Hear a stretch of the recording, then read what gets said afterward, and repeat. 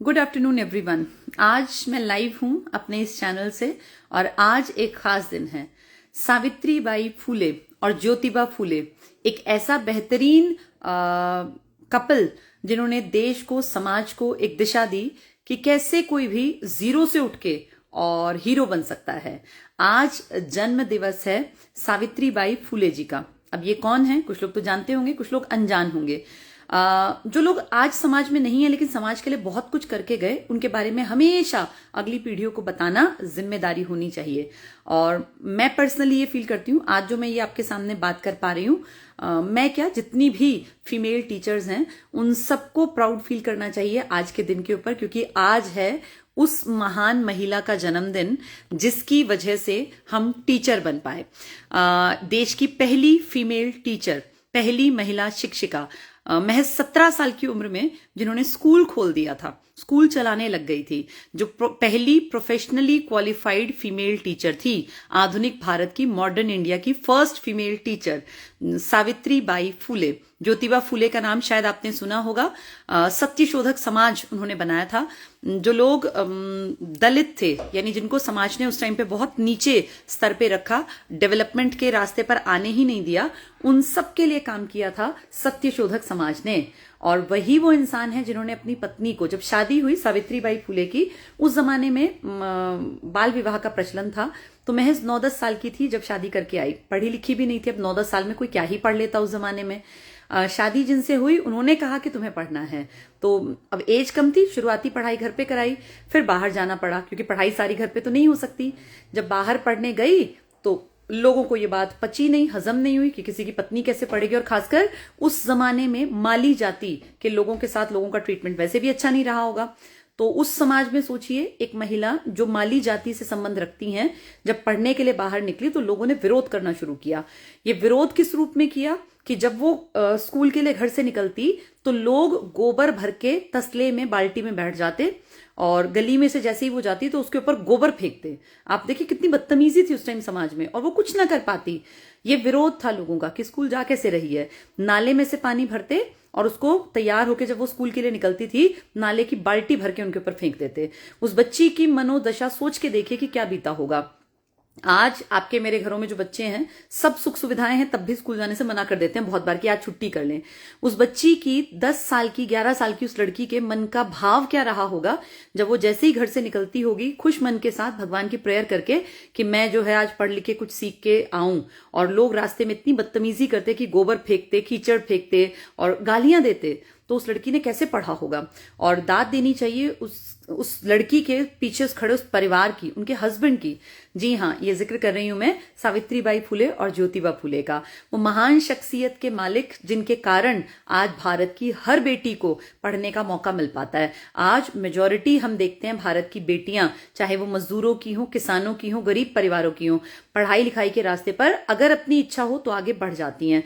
सरकार ने भी योगदान दिया है, लेकिन इसमें एक बड़ा योगदान उन लोगों का है जिन्होंने इनिशिएटिव लिया। तो सावित्री बाई फूले इस देश की पहली महान शिक्षिका है, लेडी टीचर। महज 17 साल की उम्र में स्कूल खोल दिया था और स्कूल में पढ़ाने लग गई थी, प्रोफेशनली क्वालिफाइड थी। 1831 में, 1831 में आज ही के दिन जन्मी थी, 3 जनवरी को, और 1848 में पहला लड़कियों का स्कूल खोल दिया था पुणे, महाराष्ट्र में। वहीं उसी एरिया में उन्होंने काम किया। तो ये जो इस तरह की महिलाएं हैं ना, ये वो हैं जिन्होंने दिशा निर्देश दिया है, हम जैसी महिलाओं को आगे बढ़ने का प्लेटफॉर्म बनाया। जब हमारा जन्म हुआ था तब तो बहुत सारी चीजें ठीक हो गई थी।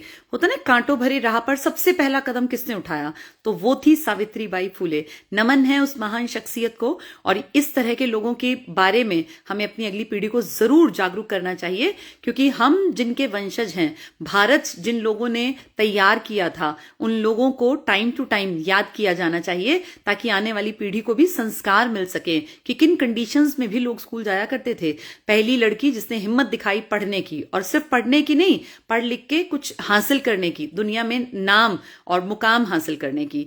तो ऐसी बेटियों से हम सब सीख सकते हैं। सावित्री बाई से हर एक बेटी को सीखना चाहिए कि खराब हालात हो तो भी आपको पढ़ लिख कर अपने परिस्थितियों पर काफी हद तक काबू पाने के लायक बन जाना चाहिए। देखिए, सब कुछ किसी के हाथ में नहीं होता। बहुत सारी चीजें, किसी की सांस, किसी की जिंदगी, किसी की बीमारी, ये हाथ में नहीं है। लेकिन अपनी जिंदगी को बेहतर बनाना, मेरा ये मानना है, पढ़ लिख कर बेहतर बनाना हर एक के अपने हाथ में है। पढ़ाई का एक ऐसा प्लेटफॉर्म देती है पढ़ाई कि अपनी जिंदगी को जहां आप हैं उससे बेहतर बना सकते हैं।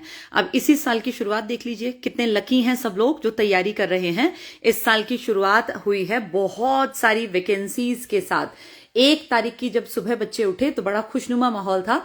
हरियाणा पुलिस में 5,500 वैकेंसी आ गई, बेटियों के लिए भी, बेटों के लिए भी, जीआरपी की भी, जो रेलवे पुलिस है इनकी भी, और अपनी कांस्टेबल की लड़कियों के लिए भी, लड़कों के लिए भी।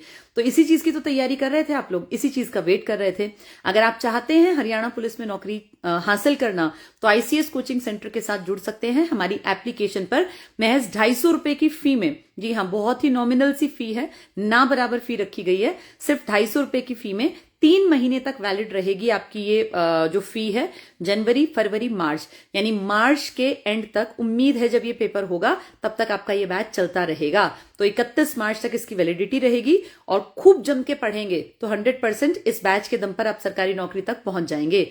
इसमें सारी क्लासेस लाइव रहेंगी। हरियाणा जीके का पोर्शन मैं कराऊंगी, मैथ्स परिमल सर कराएंगे, बाकी कंप्यूटर, जीके, बाकी जितने पोर्शन हैं आप सब जानते हैं। आईसीएस की एक दमदार टीम है, और हरियाणा पुलिस में पिछली बार भी बहुत बढ़िया सिलेक्शन रेट था हमारा, तो उसी चीज को आगे बढ़ा के इसको कैरी ऑन करेंगे।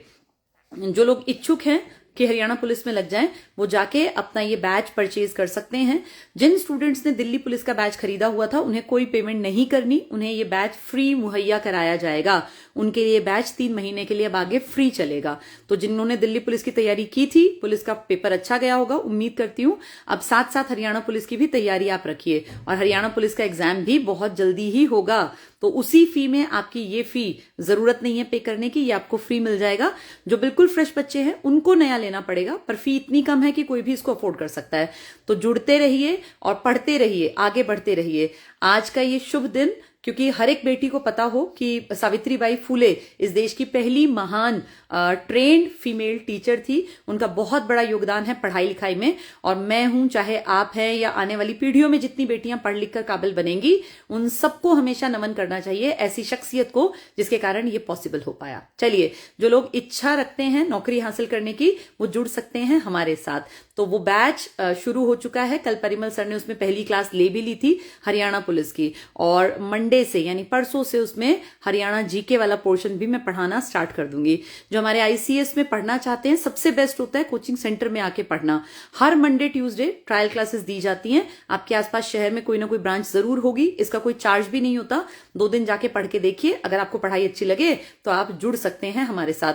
अगर हालात बहुत खराब हैं, घर पर ही रहकर पढ़ना चाहते हैं, तो फिर एप्लीकेशन से भी आपका काम चल सकता है, जिसकी फी बहुत नॉमिनल रखी गई है, महज 250 रुपए। बेस्ट है बाहर निकलकर पढ़ना, लेकिन अगर दिक्कत है, किसी के घर में कोई इशू है, बच्चा छोटा है, मान लीजिए कोई बेटी जो है दिव्यांग है, घर से नहीं निकल सकती है, या कोई बेटा है जिसको पॉसिबल नहीं है घर से निकलना, जिम्मेदारी अलाउ नहीं करती, तो उनके लिए एप्लीकेशन भी ठीक है। ज्यादा अच्छा है क्लासरूम स्टडी, लेकिन जब कुछ भी पॉसिबल ना हो तो जो मिल जाए वही बढ़िया है, उस कंडीशन में एप्लीकेशन से भी जुड़ सकते हैं। तो मंडे से हरियाणा जीके इसमें स्टार्ट हो जाएगी। मैथ्स की क्लासेस में कल परिमल सर पहली ले चुके हैं। जिस जिसकी इच्छा है वो जाके प्ले स्टोर से आईसीएस कोचिंग एप्लीकेशन डाउनलोड कर लीजिए, वहां जाएंगे, हरियाणा पुलिस का बैच आपको तुरंत से मिल जाएगा। ऑनलाइन ही आप पेमेंट करके और इसको चलवा सकते हैं। चलिए, मेरी तरफ से इतना ही। पढ़ते रहिए, जुड़े रहिए, खुश रहिए, और जिंदगी में हमेशा आगे बढ़ने की कोशिश कीजिए। चलिए।